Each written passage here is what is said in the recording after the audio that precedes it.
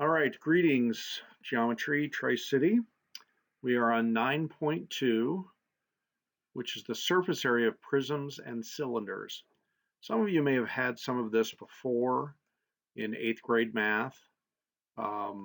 So just kind of digging in a little deeper, I'd like to pray. Father in heaven, thank you for your mercies to us, your kindness to us. Help us to finish our school year strong, to be diligent in our work and effective. Help us to glorify you in all that we do and say and think. We ask in Jesus' name. Amen. Okay. All right, so here is our lesson opener. And for our lesson opener, write the most specific formula for the area of a region. And they want you to do three. First, an equilateral triangle. Second, a regular pentagon. And third, a regular hexagon.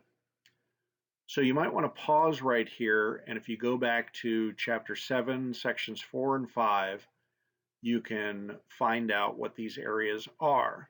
So I'd like you to stop and do that and write those out. All right, section 7.4 tells us that the area of an equilateral triangle is the length of the side times the fraction, the square root of 3 divided by 4, and then the side squared. Okay, so it's kind of a complicated formula, but that's how you're able to tell an equilateral triangle just knowing its side length, not necessarily knowing its height. So if you just know the base, you can figure it out. Now a regular pentagon, it has 5 sides, so that formula 1/2 apothem times the side, you got to multiply that by 5. Okay, so 1/2, 5/2 the apothem times the side. Now the regular hexagon, if you think about it, a regular hexagon is made up of what? Well, it's made up of 6 equilateral triangles. So if I just take the number 6 and I multiply it by number 1, and then I reduce that, then I come up with this formula. So 3/2 times the square root of 3 times the side squared. Okay, so that's just a little review of some areas that we found in two-dimensional space back in chapter 7. Now we're going to be looking at three-dimensional space. So we start off here by looking at this truck, which you can tell it's in the shape of a cylinder. And you might need to know this surface area so that you can, maybe paint the outside of it, know how big your signage could be on the side of it. All right. So at the bottom of the first paragraph here on page 406, the surface area of a solid is the total number of square units needed to completely cover the figure. Okay. So, how many square units would you need to cover each different side or each different area?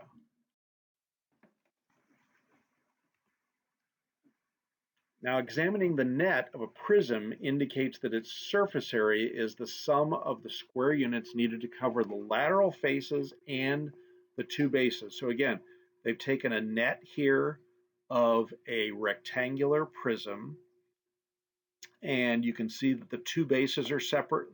They're white, so I've got to find that area, and then I've got to find this rectangle that comprises what's called the lateral faces. That's the term that we're using for the faces that connect the two bases at the top and the bottom. Okay? So here's the formula. The surface area equals the lateral area plus the two base areas. So we're using these capital letters to communicate area. Surface area equals the lateral area plus the two base areas. Now the lateral area equals the perimeter times the height. Okay, the perimeter times the height. So in this case, the perimeter would be A plus B plus C plus D. or conversely, 2a plus 2b or 2d plus 2c times the height, okay? And that's what's going to give me the area of that total lateral surface that connects the two bases. So here's our first theorem. The lateral surface area of a right prism is the product of its height and the perimeter of its base. So pause and repeat that a couple of times.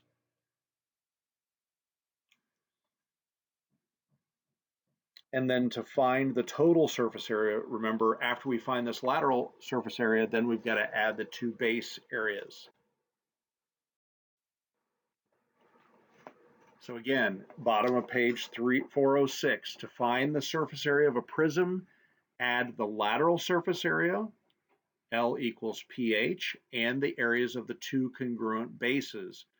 And you'll use various formulas. If it's triangular, 1/2 base times height.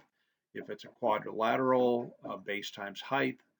If it's a pentagon, we just looked at the formula for the pentagon, 5/2 apothem times the sides. Okay, so you've got to be able to find those base heights, base areas plus the lateral surface areas. So here's example 1 on page 407. So again, we would need to find the areas of the triangle at the top, the triangle at the bottom, those are your two bases, and then the lateral surface area. So again, we make a net of this, and we can see that it's a rectangle, right? That's that perimeter times height. The height would be the 20 centimeters. The perimeter would be those three other sides or edges, and then the two triangles at the top and bottom. So our lateral surface area is the perimeter, right? Each edge or each side, 8 plus 10 plus 7 times the height of 20, which comes out to 500 centimeters squared. So that's my lateral area, right? Perimeter times the height. And then my base areas is the area of a triangle, right? 1/2 base times height. So it's going to be 1/2 10 times 5.6, which is 28 point. Then I've got two of those. So there's my lateral surface area. There's my base area. So the total surface area is the lateral surface area plus the two base areas. So I add all that up together and I get 556 centimeters squared. Okay, so again, those capital letters, surface area for the entire prism equals the lateral surface area, which is perimeter times height, plus the two base areas. In this case, it's 1/2 base times height for each one of those. All right. Now, transitioning to a cylinder, again, we're taking this cylinder and we're turning it into a net. We're unfolding all of it so that we can see that the lateral area is actually a rectangle, and the base of that rectangle is going to be the circumference of the bases, right? The circumference of the circle.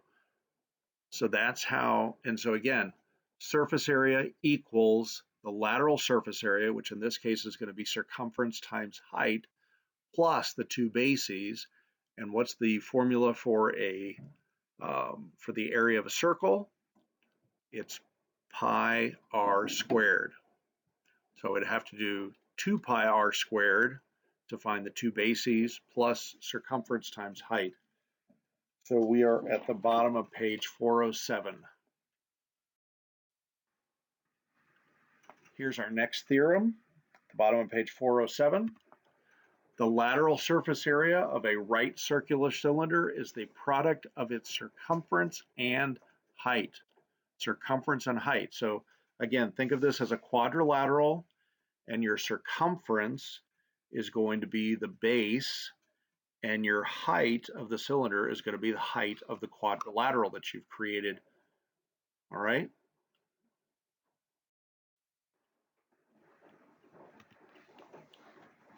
So to find the total surface area of a circular cylinder, add the lateral surface area, which is circumference times height, and the areas of the two circular bases, which is pi r squared. So that's the bottom of page 407.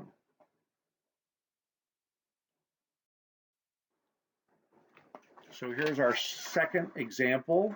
So again, we've got this cylinder, so we've got two bases, and then we've got a lateral surface area, and that's going to be circumference times height.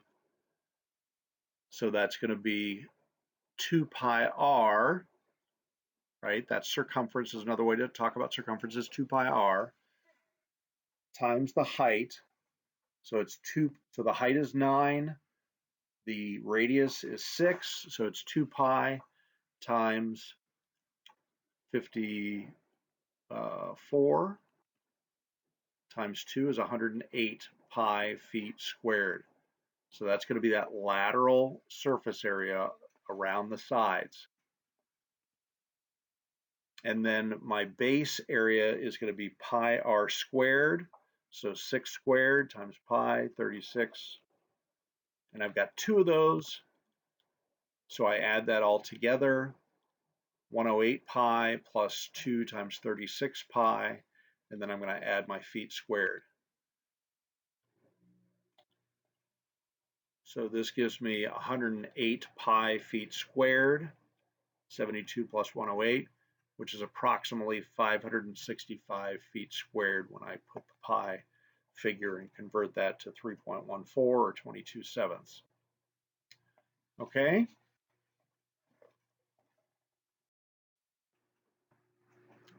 All right, here's our next theorem. The surface area of a cylinder or prism is the sum of the lateral surface area and the areas of the two congruent bases. So here we're sort of expanding, okay? We had a right prism, we had a cylinder, and so again, we're just sort of reviewing. This is true for all cylinders and prisms. The surface area is going to equal the lateral surface area plus the two base areas.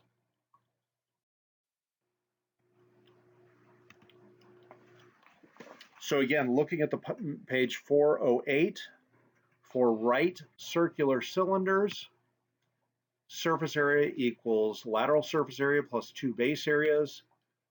And again, the lateral surface area is the circumference times the height. The base area is pi r squared, and I need two of those. So now I can start to distribute that.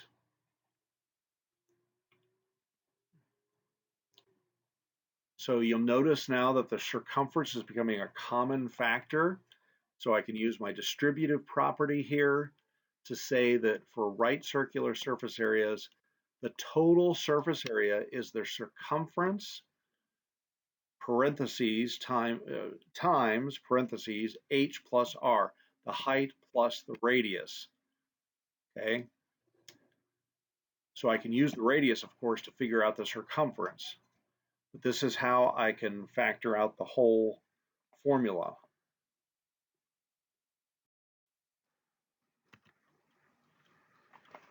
Now a cube, this is again towards the bottom of page 408, with sides of length e. So again, let's think about a cube. A cube is made up of what? Six squares. 6 squares.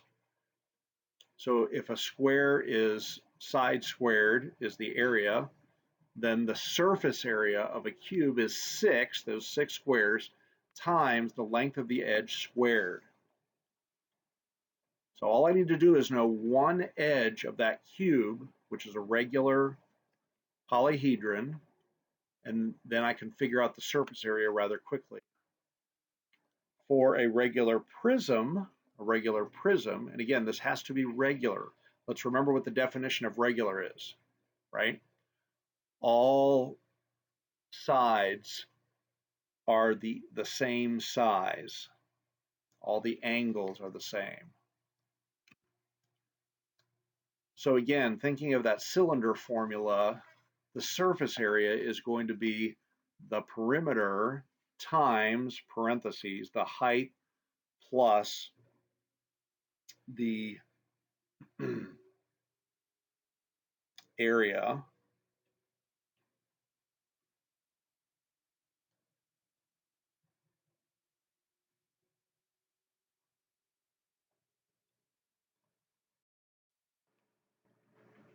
All right, so here's a little bit more complicated one. Find the radius of a soup can that is 10 centimeters tall if its paper label overlaps itself by 1 centimeter and it has a total area of 242.5 centimeters squared. So again, we're trying to find the radius. What's half the distance across this soup can at the top or bottom if I've got this label, okay? So again, let's remember that our total surface area is going to be the circumference times parentheses height plus radius. So the area of the label, and so again, this is just the lateral surface area, right? We're not talking about the area of either of the bases.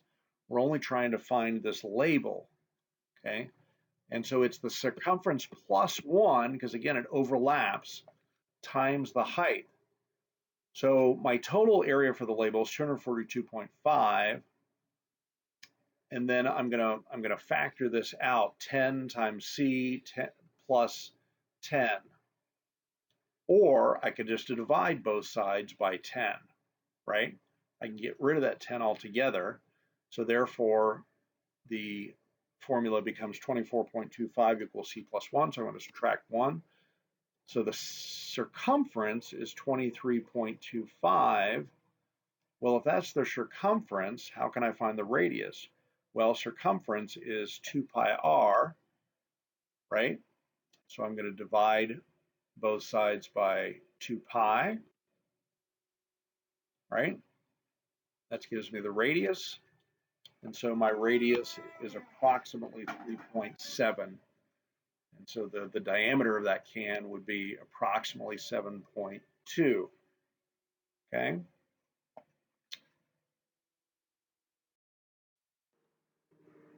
All right, here's your assignment.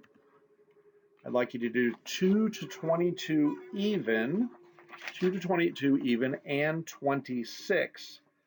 So 26, again, so this is asking about what's the minimum number of cans that Mr. Summerlin's going to need to spray paint his table and chairs or water repellent. All right, so let's see if you can do that one. All right, have a great week. We will have a quiz on sections 1 and 2 probably on Wednesday. Okay?